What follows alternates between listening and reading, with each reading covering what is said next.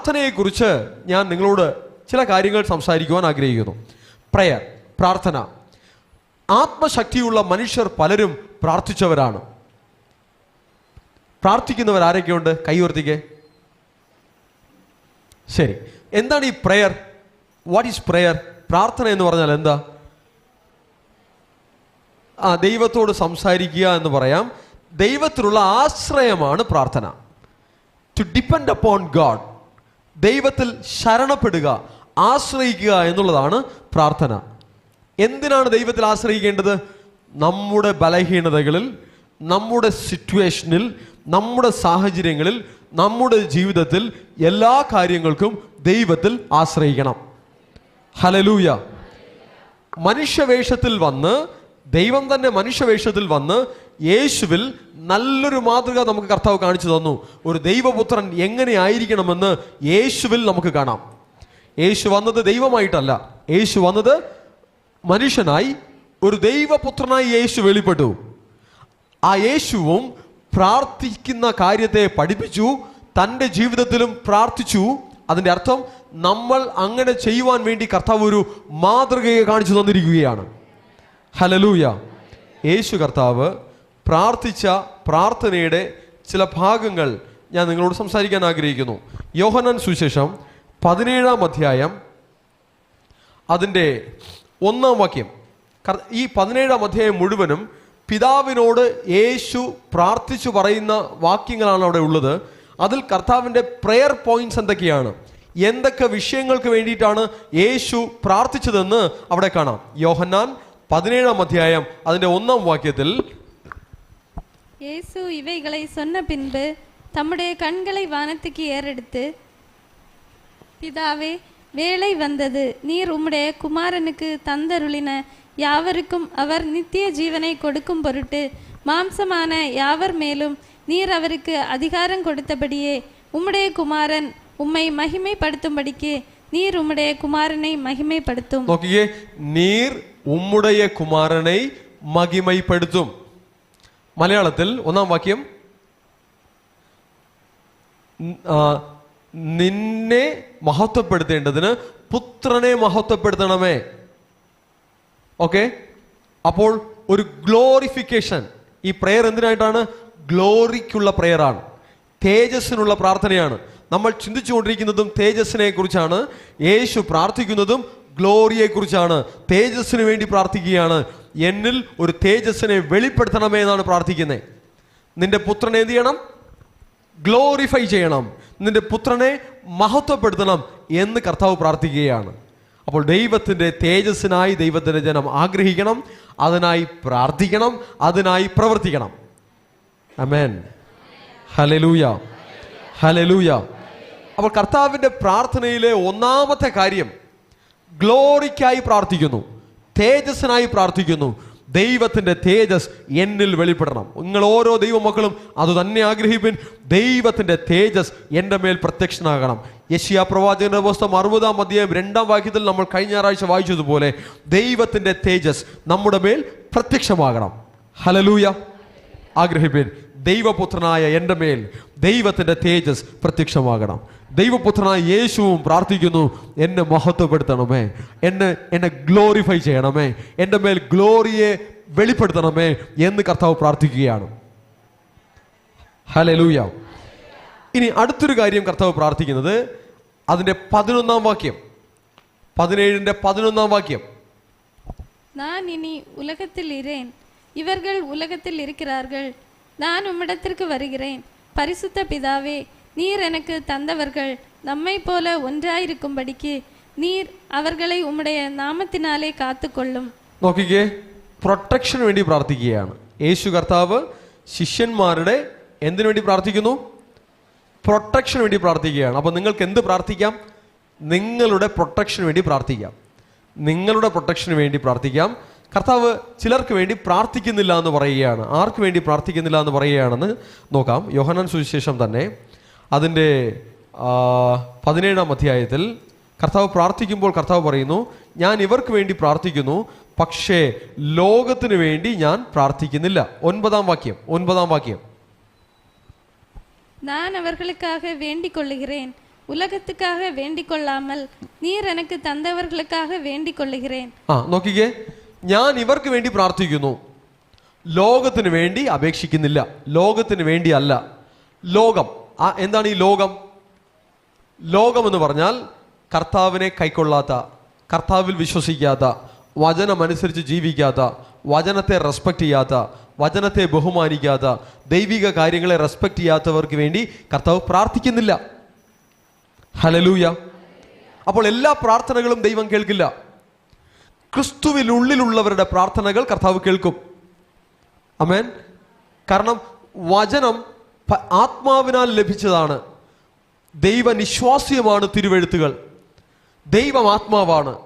ആത്മാവാം ദൈവത്തിന് ദൈവനിശ്വാസ്യമായി വെളിപ്പെട്ട വചനത്തിന്റെ പ്രകാരമുള്ള ആക്ടിവിറ്റീസ് മാത്രമേ അംഗീകരിക്കാൻ പറ്റുകയുള്ളൂ.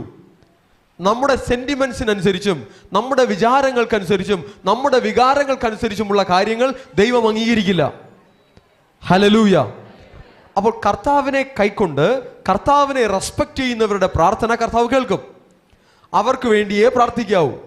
ലോകപരമായി ജീവിക്കുന്ന, ദൈവത്തെ മാനിക്കാതെ ജീവിക്കുന്നവരുടെ വിഷയങ്ങൾക്ക് വേണ്ടി നിങ്ങൾ പ്രാർത്ഥിക്കുവാൻ പാടില്ല. മനസ്സിലാവുന്നുണ്ടോ? അപ്പോൾ ആർക്ക് വേണ്ടി പ്രാർത്ഥിക്കാം? നിങ്ങൾക്ക് വേണ്ടി പ്രാർത്ഥിക്കാം. നിങ്ങളുടെ ബ്ലെസ്സിങ്ങിന് വേണ്ടി പ്രാർത്ഥിക്കാം. നിങ്ങളുടെ ക്ഷമയ്ക്ക് വേണ്ടി പ്രാർത്ഥിക്കാം.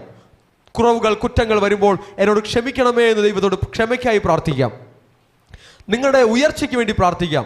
നിങ്ങൾ വർദ്ധിക്കുവാൻ പ്രാർത്ഥിക്കാം. നിങ്ങളുടേതായ എല്ലാ കാര്യങ്ങൾക്ക് വേണ്ടിയും പ്രാർത്ഥിക്കാം.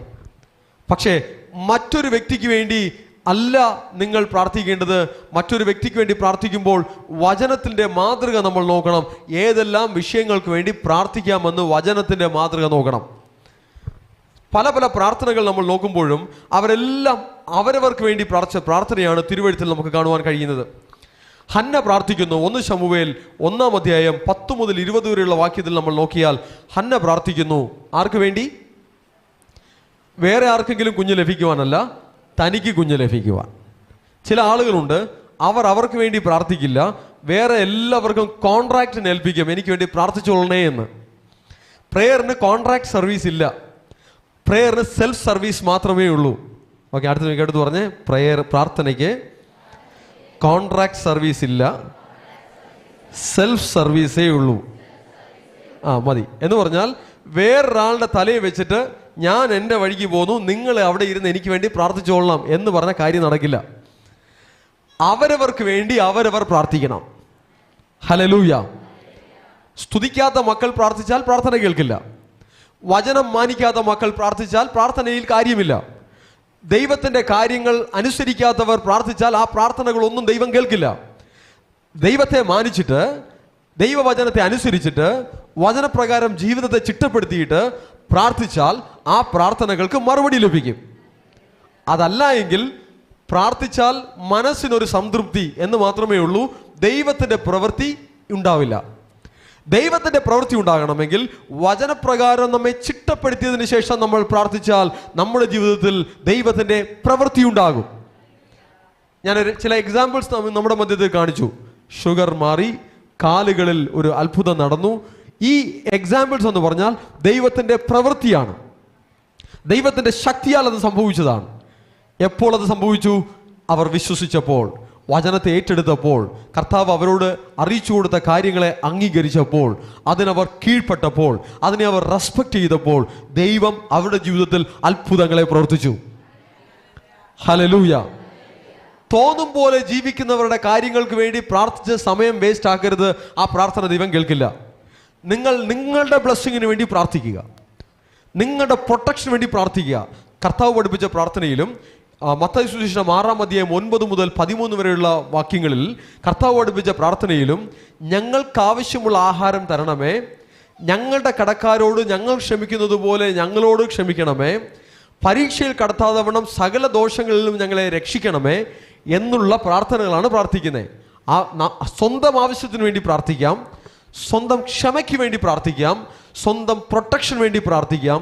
ഈ രീതിയിലുള്ള പ്രാർത്ഥന പ്രാർത്ഥിക്കുവാനാണ് കർത്താവ് നമുക്ക് പഠിപ്പിച്ചു തന്നിരിക്കുന്നത്. ഇതിനെ വിട്ട് നിങ്ങൾ പ്രാർത്ഥിക്കാൻ പോയാൽ അപകടങ്ങൾ ഉണ്ടാകാം. കാണുന്ന എല്ലാ കാര്യത്തിനും വേണ്ടി പ്രാർത്ഥിക്കുവാൻ പോകരുത്. ചില നന്മകൾ നമുക്ക് ലഭിക്കുന്നത് പ്രാർത്ഥനയാലല്ല. ചില നന്മകൾ ലഭിക്കുന്നത് ചില വചനങ്ങൾ അനുസരിക്കുമ്പോഴാണ്. ആരാധിക്കുമ്പോൾ ചില നന്മകൾ ലഭിക്കും, അനുസരിക്കുമ്പോൾ ചില നന്മകൾ ലഭിക്കും. പല കാര്യങ്ങൾ കർത്താവിൻ്റെ നാമത്തിൽ ചെയ്യുമ്പോൾ ചില നന്മകൾ നമ്മുടെ ജീവിതത്തിലുണ്ടാകും. ഹല്ലേലൂയ.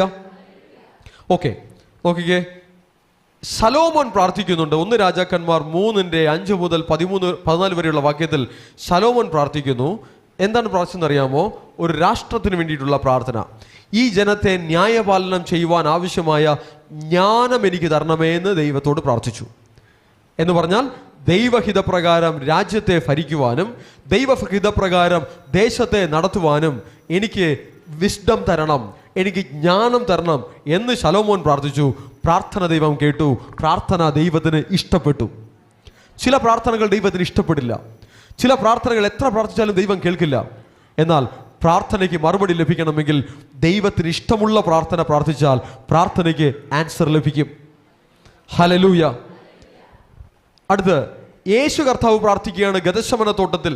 മത്തായി സുവിശേഷം 26:36 മുതൽ 46 വരെയുള്ള വാക്യത്തിൽ ഗെത്സമന തോട്ടത്തിൽ കർത്താവ് പ്രാർത്ഥിക്കുകയാണ്. കർത്താവ് പ്രാർത്ഥിച്ചു, കർത്താവേ, കഴിയുമെങ്കിൽ ഈ പാനപാത്രം എങ്കിൽ നിന്ന് നീക്കി തരണമേ എന്ന് പ്രാർത്ഥിക്കുകയാണ്. എന്തുകൊണ്ട് കർത്താവ് അങ്ങനെ പ്രാർത്ഥിച്ചു? കർത്താവ് വന്നതുപോലും ഈ യാഗം അർപ്പിക്കാൻ വേണ്ടിയിട്ടാണ്, തൻ്റെ ശരീരത്തെ തകർക്കുവാൻ വേണ്ടിയിട്ടാണ്. പക്ഷേ മനുഷ്യൻ എന്ന നിലയ്ക്ക് ഒരു ഹ്യൂമൻ ഇമോഷൻസ് യേശുവിനും ഉണ്ടായിരുന്നു എന്നുള്ളതാണ് ഈ കാര്യത്തിൽ കാണുന്നത്. ആ ബലഹീനത അവസ്ഥയിൽ യേശു ബലത്തിനായി ദൈവത്തോട് പ്രാർത്ഥിക്കുകയാണ്. നമ്മുടെ ബലഹീനതകളിൽ നമ്മെ ബലപ്പെടുത്തുവാൻ ദൈവത്തോട് പ്രാർത്ഥിക്കാം.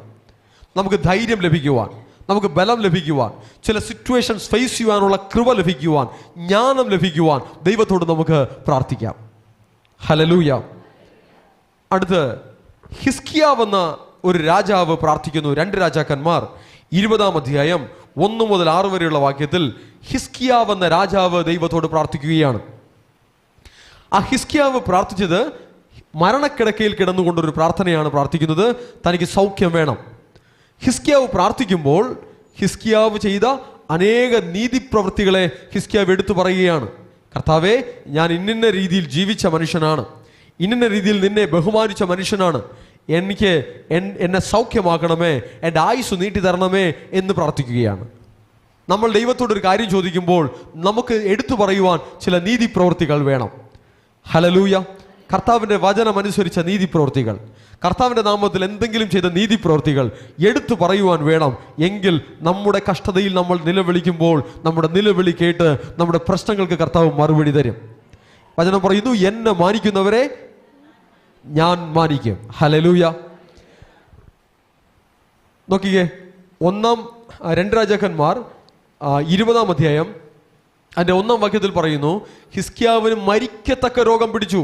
ഡെത്ത് ഷുവറാണ്, മരണം ഉറപ്പാണ്, മരണം മാത്രമേ മുന്നിലുള്ളൂ. രാജാവിനോട് വൈദ്യന്മാർ, ഡോക്ടർമാരെല്ലാം പറഞ്ഞു, നീ മരിച്ചു പോകും, ഇത് രക്ഷിക്കാൻ പറ്റുന്ന ഒരു സിറ്റുവേഷൻ അല്ല. ആ മരണക്കിടക്കയിൽ നിന്നും രാജാവ് പ്രാർത്ഥിച്ചപ്പോൾ എന്തുകൊണ്ട് ദൈവം വിടുതൽ കൊടുത്തു എന്ന് പറഞ്ഞാൽ, ആ രാജാവിൻ്റെ നീതി പ്രവൃത്തികൾ ദൈവം കണക്കിട്ടത് കൊണ്ട് ദൈവം ആ പ്രാർത്ഥന കേട്ടു. ഒരു പ്രവാചകനെ ദൈവം ഹിസ്കിയാവിൻ്റെ അടുക്കൽ അയച്ചു. ദൈവം പറഞ്ഞു, നിന്റെ ആയുസ്സിനോട് 15 വർഷം ഞാൻ നീട്ടിത്തരുകയാണ്. ദൈവത്തിന് ആയുസ് നീട്ടി തരുവാൻ കഴിയും. ദൈവം നമുക്ക് ആയുസ് തന്നിരിക്കുന്നത് എന്തിനു വേണ്ടിയിട്ടാണ്? ദൈവപുത്രന്മാരായി ദൈവത്തിൻ്റെ മഹത്വത്തെ ഭൂമിയിൽ വെളിപ്പെടുത്തുവാനാണ് കർത്താവ് നമുക്ക് ആയുസ് നീട്ടി തന്നിരിക്കുന്നത്. നമ്മുടെ ഈ ഭൂമിയിൽ കർത്താവ് ഓരോ ദിവസം തന്നിരിക്കുന്നതും ദൈവത്തിൻ്റെ പുത്രന്മാരായി ദൈവത്തിൻ്റെ തേജസ്സിനെ വെളിപ്പെടുത്തുവാനാണ്, ദൈവത്തിൻ്റെ മഹത്വത്തെ വെളിപ്പെടുത്തുവാനാണ് ഈ ഭൂമിയിൽ കർത്താവ് തൻ്റെ മക്കളെ ആക്കി വച്ചിരിക്കുന്നത്.